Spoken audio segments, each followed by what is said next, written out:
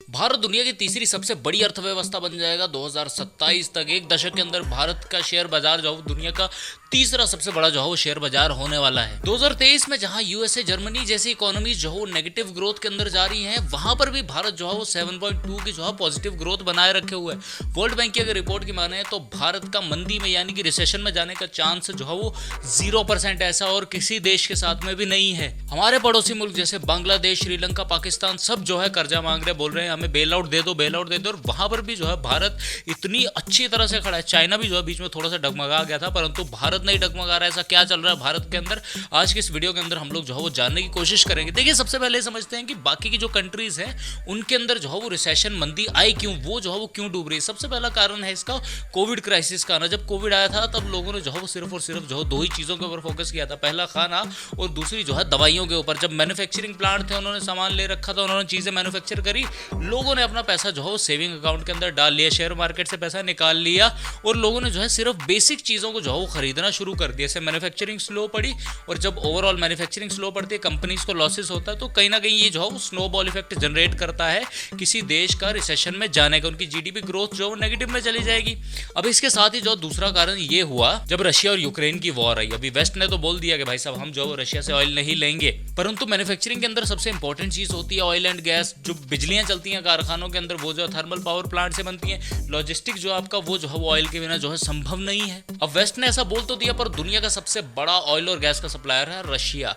अब मजबूरी में वेस्टर्न कंट्रीज को जो है वो गल्फ से जो है महंगे दाम के ऊपर जो है तेल खरीदना पड़ रहा है, जिससे ओवरऑल जो है वो देश के अंदर जो है महंगाई बढ़ रही है और देश जो है वो रिसेशन की ओर जा रहे हैं। अब भारत जो है वो कोविड के इस काल के अंदर जो है वो कैसे बचा। सबसे पहला कारण इसका ये था कि भारत के अंदर जो है वो दुनिया की सबसे ज्यादा जो है फर्टाइल लैंड है। भारत दुनिया का सबसे बड़ा एक्सपोर्टर है दूध, दालों और जूट का। दूसरा सबसे बड़ा एक्सपोर्टर है शुगर केन का, वीट का, चावल, गन्ना, सब्जियों इत्यादि का। अब पूरी दुनिया को भी जो है ये चीजें चाहिए होती है। भारत जो है पूरी दुनिया के अंदर इन चीजों को जो है एक्सपोर्ट करता है और भारत जो है वो डोमेस्टिकली इन चीजों को जो है बहुत ज्यादा जो है वो कंज्यूम करता है। और इसी कारण से भारत की ग्रोथ जो है बाकी कंट्रीज के मुकाबले जो है वो इतनी ज्यादा जो है स्लो डाउन नहीं हुई। भारत ने बता दूं कि पिछले वर्ष जो है $750 बिलियन का एक्सपोर्ट किया। दुनिया का सबसे बड़ा एक्सपोर्टर जो है वो 3 ट्रिलियन के ऊपर, और भारत ने भी जो है वो $750 बिलियन का नंबर अचीव किया, जिसे हम अगले 1 या 2 साल के अंदर जो है वो 1 ट्रिलियन के मार्क तक टच करने का जो है वो गोल लेकर चल रहा है। भारत ने जो इतना बड़ा नंबर अचीव किया है, इसके अंदर से 350 से $400 बिलियन जो है सिर्फ और सिर्फ जो है सर्विस इंडस्ट्री लेकर आती है।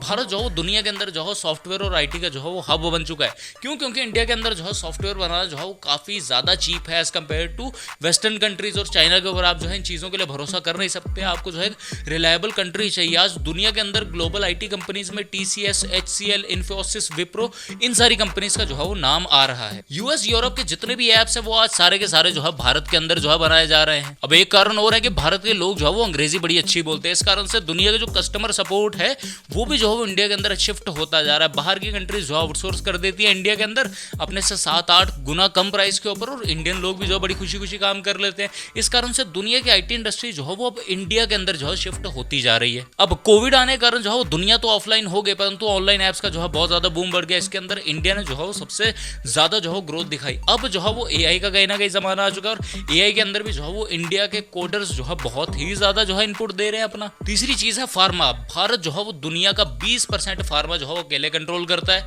दुनिया के अंदर 50% वैक्सीन जो है वो भारत के अंदर बनाई जाती हैं। बहुत सारे ऐसे ऑपरेशन है जो केवल भारत में होते हैं और काफी ज्यादा जो है वो सस्ती कीमत पर होते हैं। वेस्टर्न कंट्रीज के कुछ लोग, हमारी नेबरिंग कंट्री से, गल्फ कंट्री से, पाकिस्तान से, श्रीलंका से, नेपाल से बहुत सारे लोग ऐसे हैं जो कुछ ऑपरेशंस के लिए जो है सिर्फ और सिर्फ भारत में आते हैं। आज भारत जो है China, Russia, USA, African countries को जो है बहुत सारी जेनरिक मेडिसिन जो है वो एक्सपोर्ट भी कर रहा है। अब देखिए, पूरी दुनिया के अंदर सब कुछ रुक सकता है पर दवाइयां नहीं रुक सकती, और भारत इसके अंदर जो है वो सबसे ज्यादा अफोर्डेबल और सबसे बड़ा जो है प्लेयर है। चौथी चीज है जियोपॉलिटिक्स। अब जियोपॉलिटिक्स के कारण भारत जो है वो इसलिए स्ट्रांग है क्योंकि भारत इकलौता ऐसा देश है जिसकी यूक्रेन भी तारीफ करता है और जिसकी जो है वो रशिया भी तारीफ करता है। हम लोगों की जो है विदेश नीति कुछ इस तरह से बनी हुई है। हम ना तो वेस्ट के साथ है, हम ना तो ईस्ट के साथ है, हम लोग जो है वो सेंटर में आते हैं। अब वेस्ट ने तो सैंक्शंस लगा दी और हमको जो है यही ऑयल जो रशिया के पास से महंगा मिलता था वो जो है डिस्काउंटेड प्राइस के ऊपर मिलने लगा, जिससे इंडियन इकोनॉमी को जो है वो काफी ज्यादा जो है बूस्ट मिलने लगा।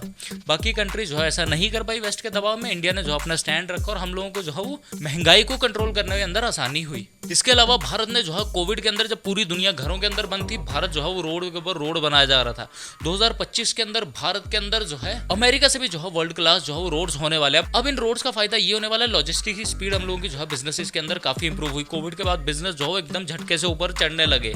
इससे जो है वो 13 से 14% का जो है हम लोगों ने जो है वो कॉस्ट कटिंग भी देखी। पीएम गति शक्ति और लॉजिस्टिक पॉलिसी के कारण जो है वो सामान को ट्रांसपोर्ट करने के अंदर हम जो है वो चाइना से ज्यादा एफिशिएंट हो चुके हैं। आज भारत के पास जो है वो वर्ल्ड क्लास जो है डिजिटल इंफ्रास्ट्रक्चर भी है और फिजिकल इंफ्रास्ट्रक्चर भी है, जिस कारण से ऑपरेशंस जो है बड़े स्मूथली काम करते हैं। इंडिया ग्रीन एनर्जी के अंदर भी जो है वो लीड ले रहा है। अब जिस हिसाब के हालात चल रहे हैं, मुझे लगता है कि भारत जो है वो जल्दी ही विश्व गुरु जो है बनने वाला है। बाकी 2 टॉपिक्स के गवर्नमेंट ने जो है वो भारत के जो है फाइनेंसिस को किस तरह से हैंडल किया है, इसके ऊपर जो हम एक डिटेल्ड वीडियो लेकर आऊंगा। और दूसरी चीज, इंडिया ने अपने एक्सपोर्ट्स को जो है वो इतना ज्यादा जंप कैसे किया, इसके ऊपर भी जो है एक डेडिकेटेड वीडियो आएगी। तो आप लोग जो है कमेंट करके जो है मुझे अपनी राय जरूर बताएं। और अगर आप लोग ये देखना चाहते हैं कि अडानी के डाउनफॉल के पीछे जो है वो किसका हाथ था, तो आप जो है वो लेफ्ट पर वीडियो क्लिक करके देख सकते हैं, वरना राइट पर भी क्लिक कर लीजिए, कुछ ना कुछ अच्छी वीडियो आपको दिखेगी।